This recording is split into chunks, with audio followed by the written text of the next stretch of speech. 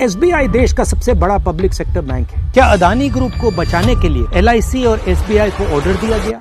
LIC ने खतरों से भरे अदानी ग्रुप को इतना बड़ा एलोकेशन क्यों किया? प्राइवेट फंड मैनेजर्स जो ज्यादा रिस्क लेते हैं उन्होंने भी ये नहीं किया। जब इन बातों से पर्दा उठेगा तो पता चलेगा कि उनके फायदे में न सिर्फ आपका लेकिन देश का कितना बड़ा नुकसान हुआ। गौतम अडानी पर बड़े कर्जे बकाया है।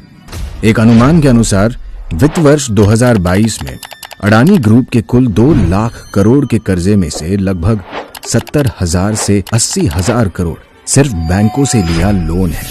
इसमें सबसे ज्यादा 27,000 करोड़ रुपए की देनदारी एसबीआई की है, 5,500 करोड़ रुपए बैंक ऑफ बड़ौदा का लोन और एलआईसी का अडानी ग्रुप के डेट और इक्विटी में 36,474.78 करोड़ रुपए का एक्सपोजर है।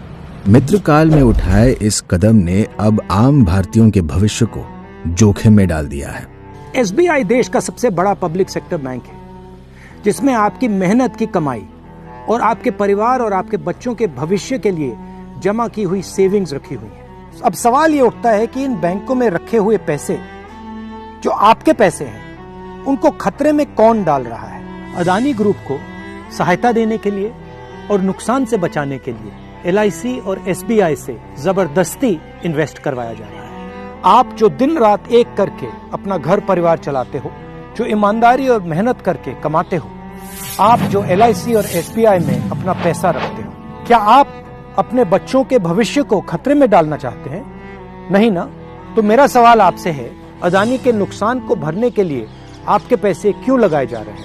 दिसंबर की शुरुआत में 3 प्रमुख ग्लोबल फाइनेंशियल इंस्टीट्यूशंस ने एसबीआई को ऑस्ट्रेलिया में अडानी ग्रुप की कंट्रोवर्शियल कारमाइकल कोल माइन के लिए लोन देने के खिलाफ चेतावनी दी थी। न्यूज एजेंसी IANS के अनुसार नवंबर 2020 में एसबीआई अडानी ग्रुप को 5,000 करोड़ रुपए का ऋण देने के लिए तैयार था। इतना ही नहीं, साल 2014 में अडानी और उस वक्त की एसबीआई चीफ के बीच एक MOU पर हस्ताक्षर भी किए गए थे। एसबीआई के चीफ आपके पैसे को सुरक्षित कर रहे हैं या फिर अदानी के बिजनेस को?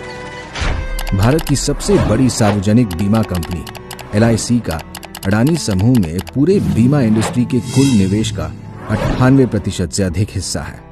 एलआईसी ने खतरों से भरे अदानी ग्रुप को इतना बड़ा एलोकेशन क्यों किया?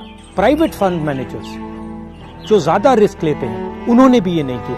क्या ये पीएम का कर्तव्य नहीं कि एलआईसी जैसे फाइनेंशियल इंस्टीट्यूशंस का पैसा सुरक्षित रहे?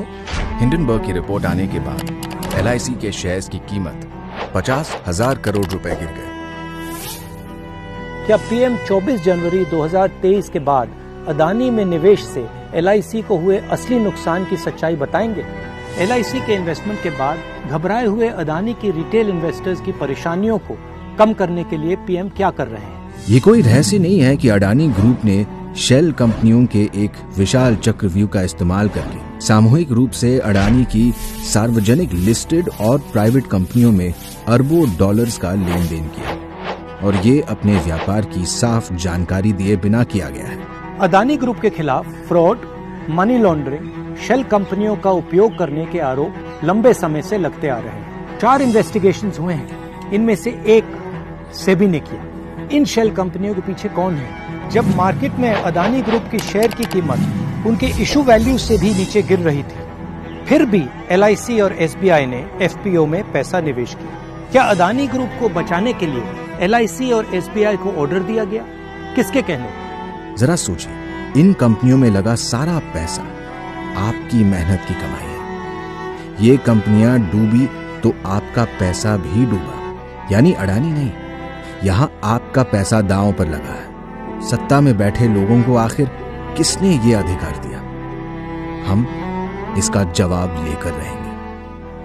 जब इन बातों से पर्दा उठेगा तो पता चलेगा कि उनके फायदे में न सिर्फ आपका लेकिन देश का कितना बड़ा नुकसान हुआ है।